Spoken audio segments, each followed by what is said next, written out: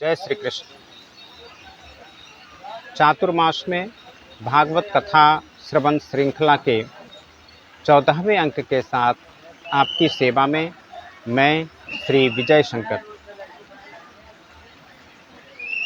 आज एकादशी तिथि है और चातुर्मास में विशेषकर एकादशी तिथि में तो भागवत कथा श्रवण करना ही चाहिए।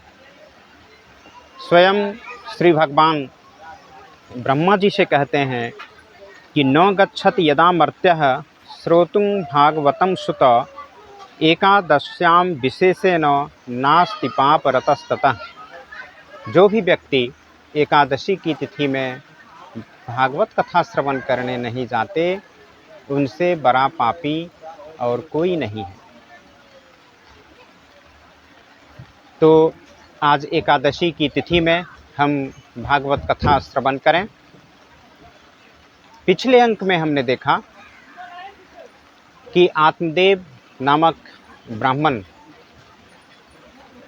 संतान नहीं होने की चिंता से वन को प्रस्थान कर जाते हैं और प्राण त्याग की इच्छा करते हैं, लेकिन उन्हें एक महात्मा मिल जाते हैं जिससे वो अपने चिंता का कारण और चिंता बताते हैं, उनका समाधान चाहते हैं और उन महात्मा जी से एक संतान, किसी भी तरह एक संतान हो जाए ऐसी प्रार्थना करते हैं। महात्मा जी उनकी जिद के समक्ष परास्त हो जाते हैं और उन्हें एक फल प्रदान करते हैं और निर्देश देते हैं कि ये फल ले जाओ और अपनी पत्नी को खिला देना।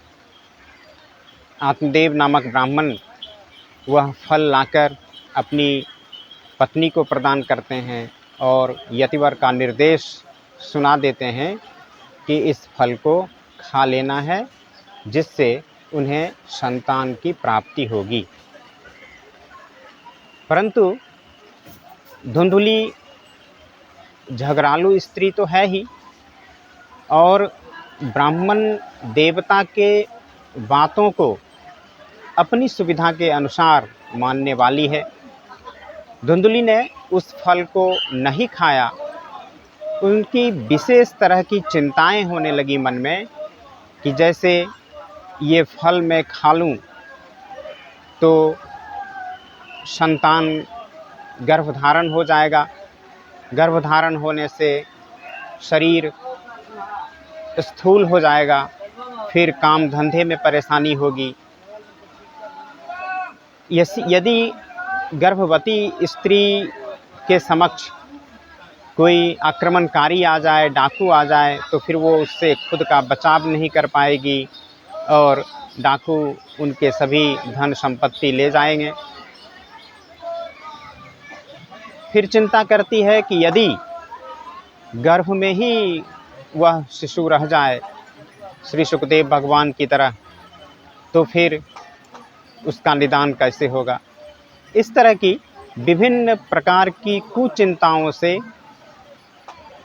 प्रभावित होकर धुंधुली ने उस फल को नहीं खाया और अपनी सखियों के साथ इस बात की चर्चा की, परंतु उसकी सखी ने भी सरल और सात्विक सलाह प्रदान नहीं किया।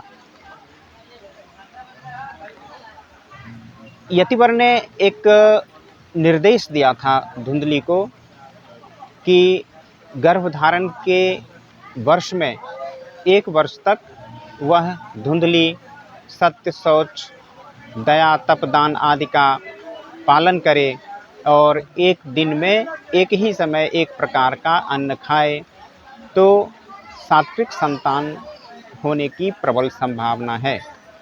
परंतु इन सब कार्यों में धुंधली का मन नहीं लगा और उसने इन सात्विक संतान को प्राप्त करने की इच्छा भी छोड़ दी।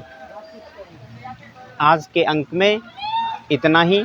कल पुनः संध्या 7 बजे, तब तक इन कथा अंकों को YouTube चैनल श्री वार्ता और फेसबुक पर श्री विजय शंकर से जुड़कर इन अंकों को अपने मित्रों में साझा करें। तब तक जय भागवत, जय भारत, जय भारती।